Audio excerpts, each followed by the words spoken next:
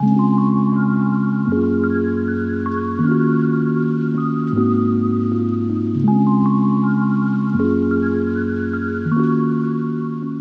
can already feel how tense Toby is because whenever he's put in a position where he has to speak in front of people, he gets shit scared. It's weird. It's weird Yeah, because now you can you stop always end talking. up doing you always end up doing a very solid job of it too.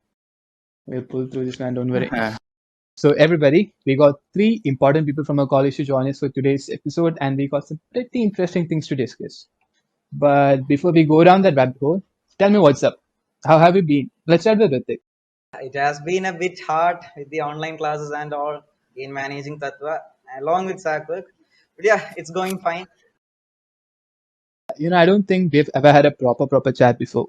I've always heard a lot of people talk good things about you, but and I remember someone telling me that you are the prime candidate for TAS, and I was like, damn, good for him. It was 1 year back, and yeah, looking back, I do feel it was a great decision to stand for the post of Technical Affairs Secretary.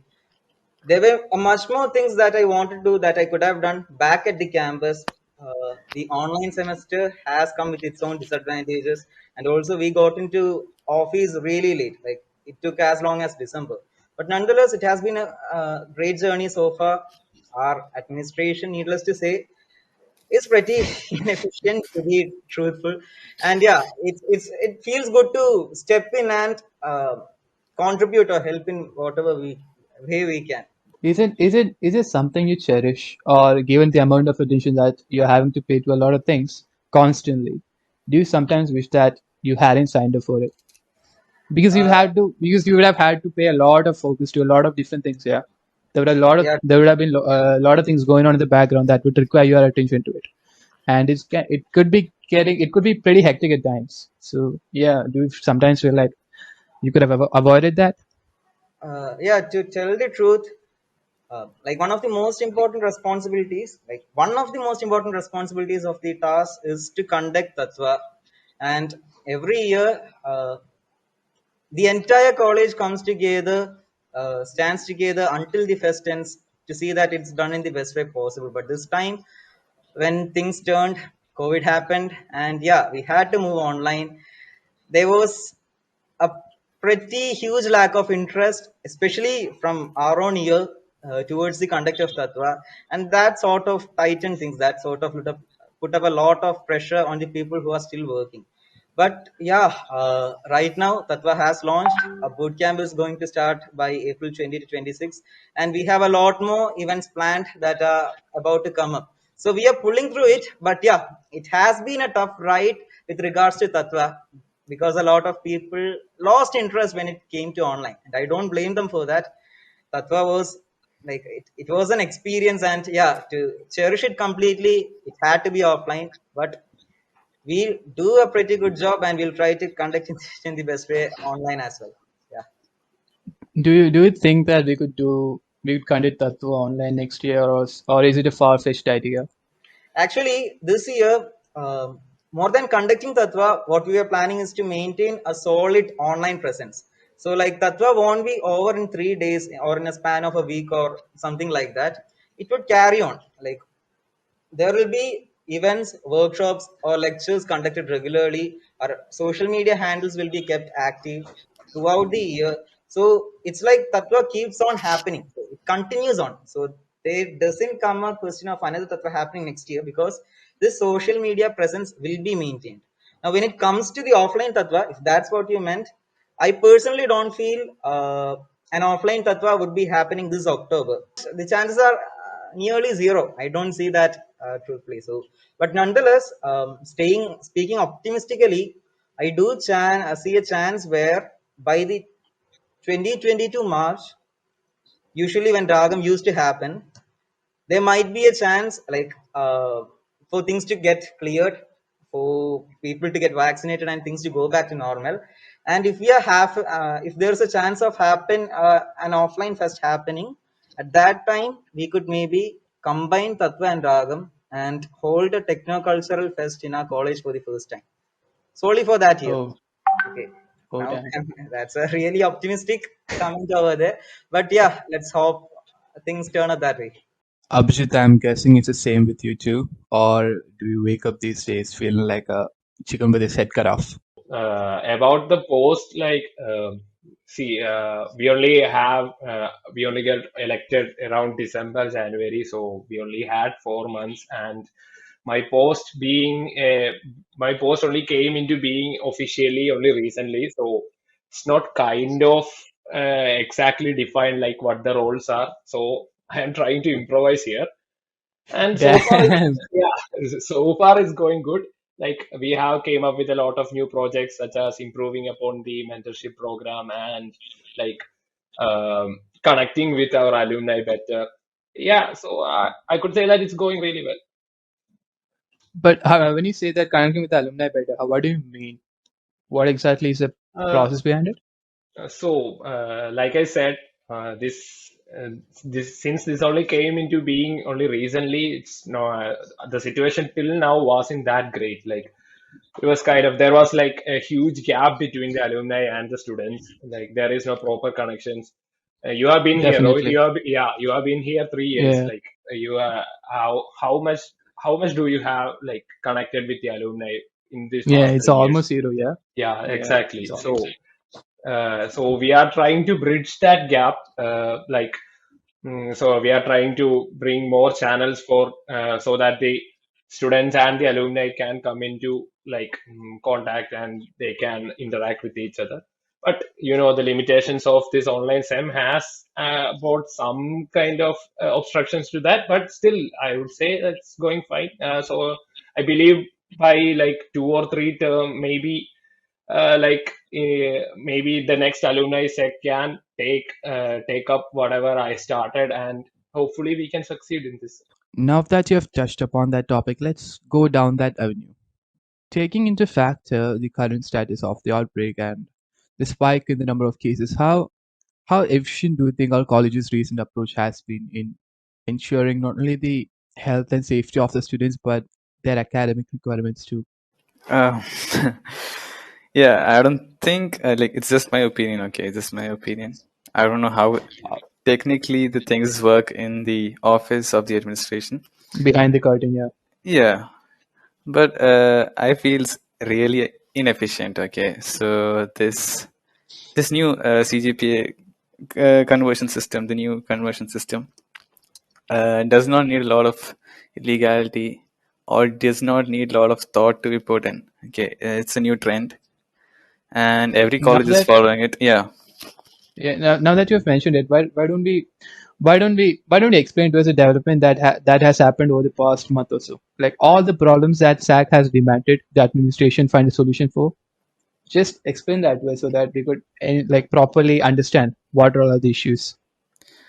yeah. So when we started with this, okay, we contacted our dean, and dean said there are a lot of faculties who are completely against the idea of changing the whole system, mainly because students should study more and lower marks or lower percentage will motivate them to study better. So if a person who needs 65 percentage will obviously try to score more than 7, so which is an advantage to the whole institute because they are studying more.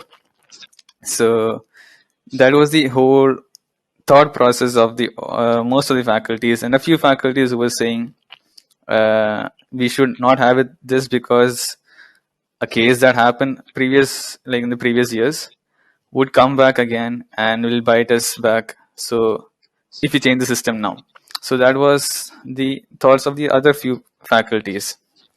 But majority of the new faculties or the younger faculties were in support for the new system.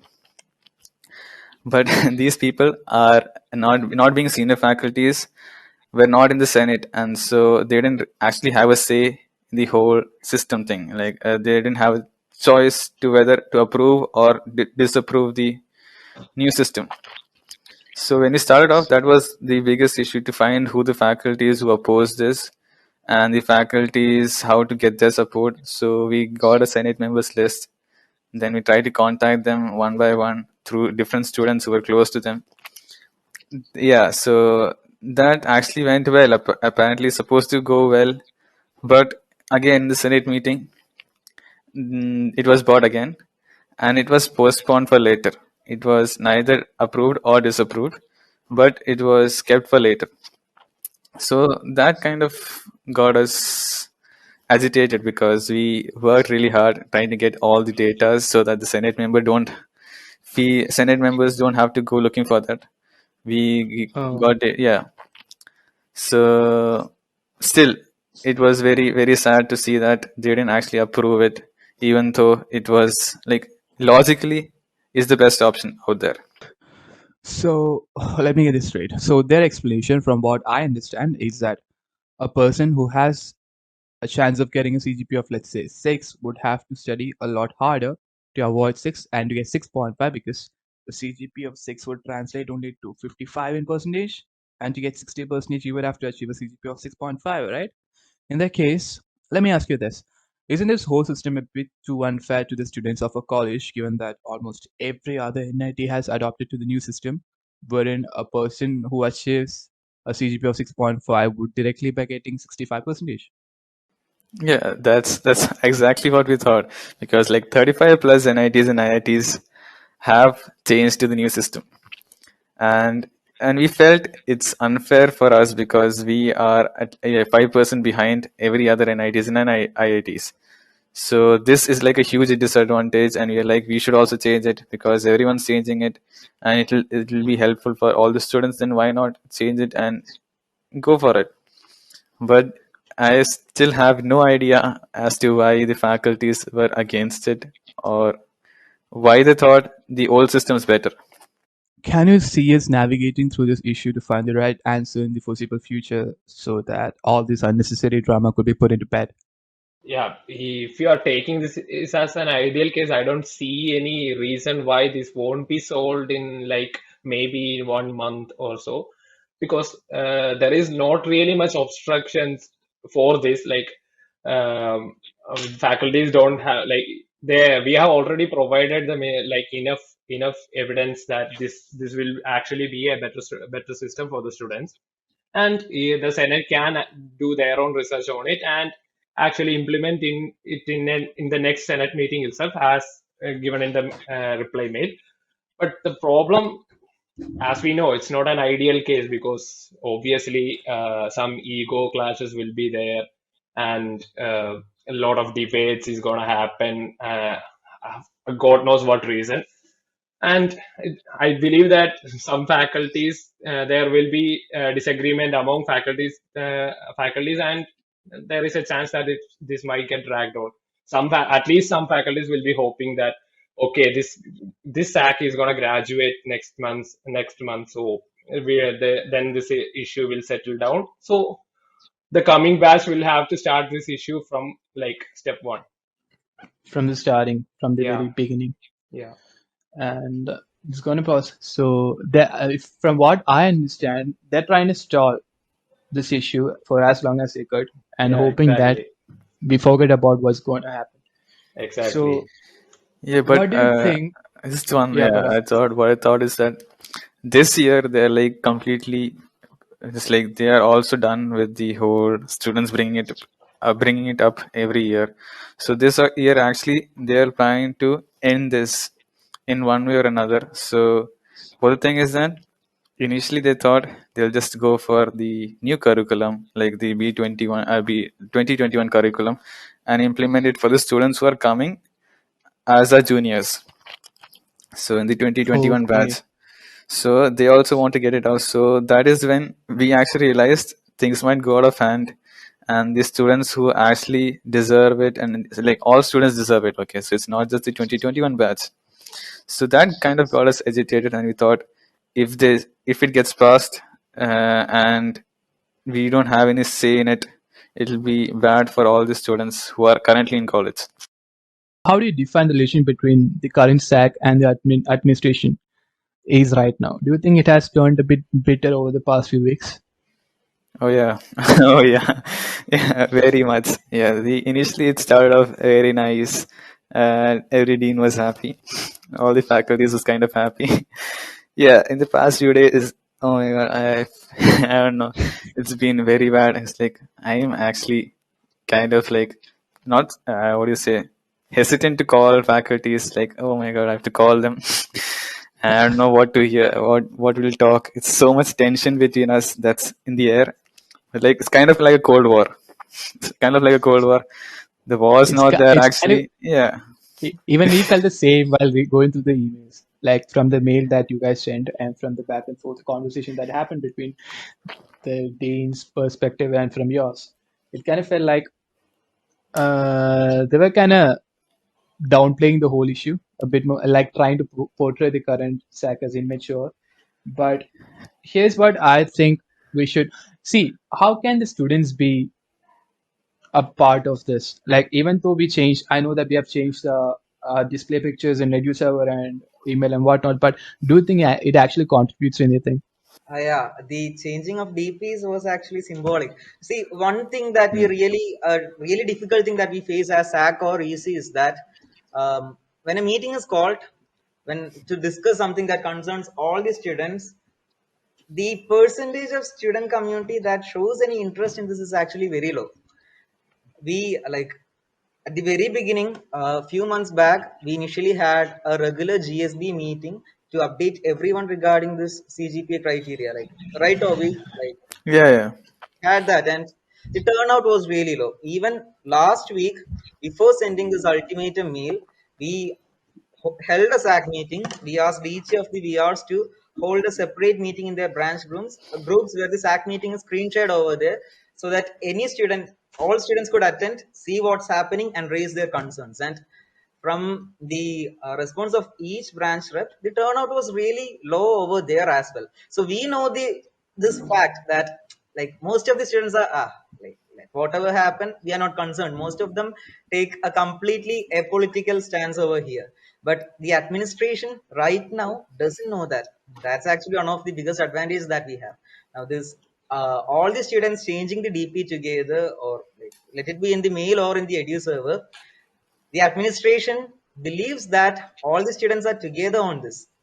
They don't know the fact that in reality, the students of NITC, like most of the students, don't care much about anything that happens around them. So yeah, it certainly had that positive impact. It matters in that way.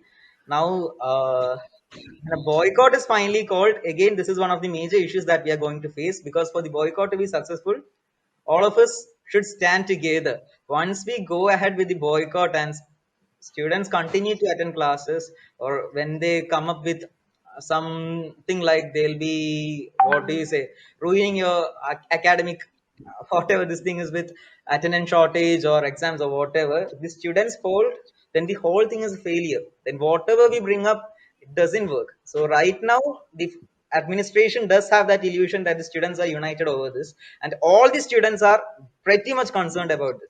So I can't say that didn't matter to anything. It certainly has that impact. Do you feel like the administration actually cares about the welfare of the students or not? Are you asking for my honest opinion or? I'm asking. Yeah. You can be candid. Okay. You can give your honest opinion. That's fine. Okay. Okay. As anyone could tell from the recent reply we got, I don't believe that the administration actually thinks about the welfare of the students. Forget about the CGPA issue. Okay, that's secondary right now. If you turn on the news, like you can see that the COVID situation in, especially in Calicut, is like really bad. So if the administration actually cared about the welfare of the students, the first thing they would have done is actually send everyone in campus back out of Calicut, because Calicut is really not a safe place to stay right now.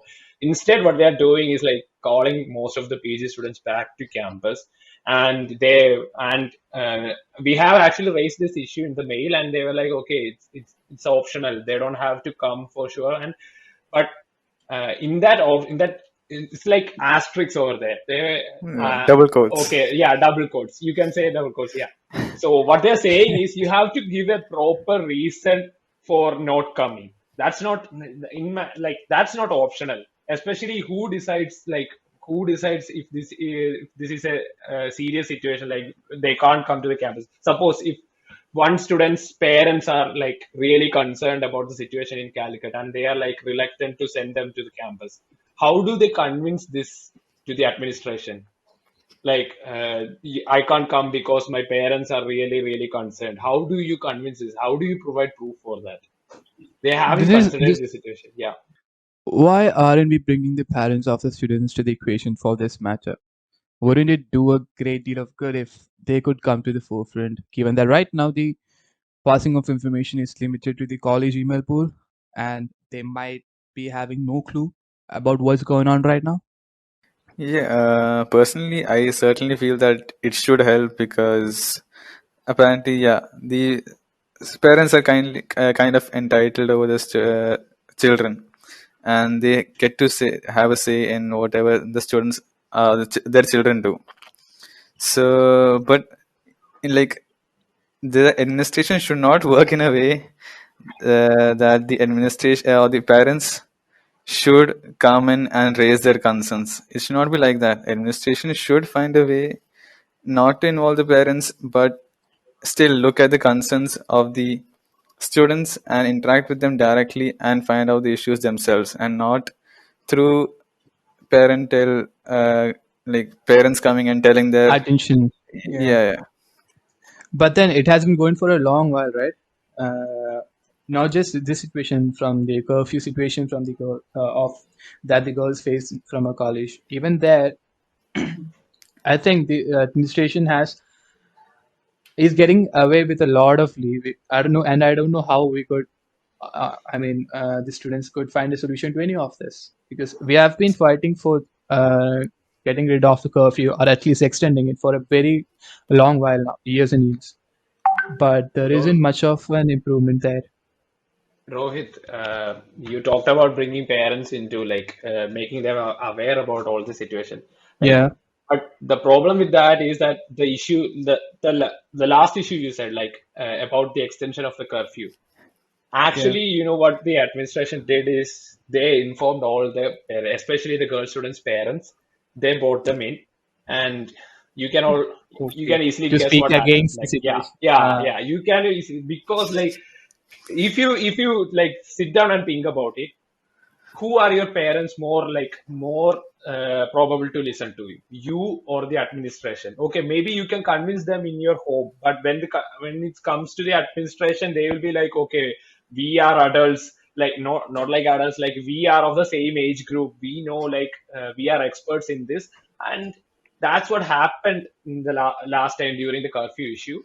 Our parents were, I think some parents were in support, but when they came to campus and listened to the administration, they changed their stance. I don't think so. That's a major issue here. Like, The uh, administration is pretty yeah, smart actually. administration kind of projects themselves to be experts in the like whatever the issue is going on, and parents tend to believe them more than the students. So that's the problem with bringing in parents to all these issues. Yeah, they kind of But play then smart. Whenever they need parents, they bring in. And whenever they don't, they make sure they keep them out of the way. I can definitely understand that point when it comes to the curfew issue. But Rithwik, don't you think is when it comes to the CGPA problem or the PG postgraduate situation, don't you think it's better if we involve the parents a bit more True, true. In because this they case, would if be I really have seen, concerned. uh, certainly in this case, I don't think the administration in any way could convince the parents to send their children to the campus in a situation when the COVID is booming. The thing is, like, I would like to stay optimistic over here. We have a meeting scheduled with regarding the CGPA issue. Uh, One thing is that for the past 3 years, it was shot down. It has been being raised since 2017, I guess, and it was being shot down. God knows for what reason. Whatever I have heard are pretty much lame. But yeah, the administration has changed this time. It was the back then the institute director was Shivaji Chakravarti sir.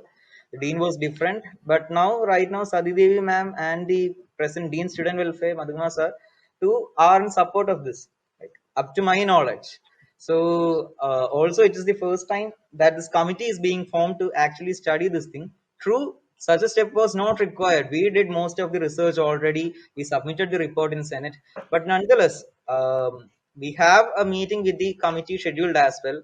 So we are pretty optimistic that we could sort this out this time. And yeah, we, even if things go to worst, if things take a wrong turn, we'll go with a protest. That's what, like, we won't, I don't think any one of the EC members uh, would let this thing slip out of our hands or go as a responsibility to the next act. So yeah, that's that regarding that. Now regarding the parents, I certainly believe this time there is no way administration can convince the parents to send think otherwise. True, I agree on that. From the students' point of view, what we feel like is that the administration is placing themselves on a high horse and looking down upon the students, like as if a cat can't look at a king. To And be frank, that in is that that is what situation, they are doing. Yeah. Okay, carry There on. is no and in doubt that about it. situation, and this has been going for such long time, right? Is there? Do you think this approach from administration could change any time? Because I don't see it happening at I'll tell all. you what it is, okay? Actually, this CGPA conversion issue is not a huge issue. Actually, it's a very small issue considering the number of issues we have right now. Mm. We actually Exactly. have in the college, yeah. So this, like, I was having a talk with one of my friends, and he was telling me this, that CGP conversion issue should never be an issue that we need to raise in Sort of. such seriousness, or maybe go for a step like protest or boycotting. We should not, the administration should not be like so stringent that even CGPA becomes a huge issue. You have other huge issues as like the curfew issue, and then the other LH issues. So we have other huge issues that need to have more concern, and where actually this boycott or protest should be actually used as a move by the students. But here we even need to use this link in front of all the students, like in front in for the CGP conversion. Bringing it back to the polite phase by PG students, how is the administration going to ensure the safety for all these students who have been asked to report back to college, especially when Calicut is nowhere a safe place to be, not unless you want to have a lawfare with the virus. Like I said, Rohit, we when we raised this issue, the administration's response were mostly about like, okay, this is optional. But like I said, there was an asterisk. They were saying, okay, you have to provide proof for actually choosing not to come to the campus. And regarding the safety of students who already came to the campus and who will be coming in, they will be like, okay, there are enough beds for quarantining and that stuff. But so far there hasn't been any announcement about like taking the medical expenses of those who will be tested positive, or like I personally believe that this is actually like a huge mistake from the administration side, because you simply have to turn on the news to see how bad the situation here it is. So, yeah, I can say for sure that the PG voices are not being heard by the administration. This is a huge problem for them and for all the people who are in campus. Also, the BTech, I believe a lot of final year BTech students are there, and UG Lab as well. and also we don't. The one more thing is that we don't know the exact number of COVID positive cases in campus. They is that right, Toby? Like, Yeah. having we Yeah, received it's an opinion. definitely, definitely. Yeah. So we are adding, maybe the students coming into campus may be healthy. Then we don't know what's the COVID situation inside campus. Maybe then we'll unintentionally end up making a cluster or something. All anything can happen. And I'm like seriously surprised. Like, how did the administration overlook this? I read this complaint mail sent by one of the students in college right now. So all of them, they have to go to the mess to eat food, right? And obviously they can't cover their mouth while they're eating. But the issue was that there is far too much leniency surrounding the enactment of safety protocols like social distancing within the mess. Now, if they can't make sure these basic measures are not carried out having such a small number of students, how and why do they think it's a great idea to bring back more people into the campus? Yeah, true. It has been raised already.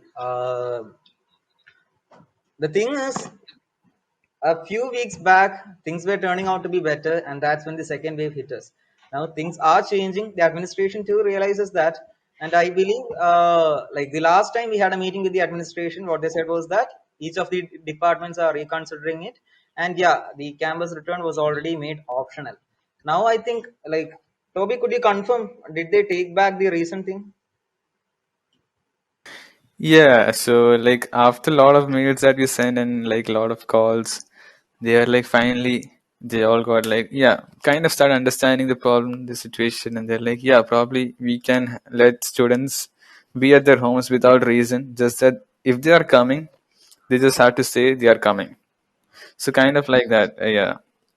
So they will prepare a list right now, and they can join now, or if the situation improves later, they can join later.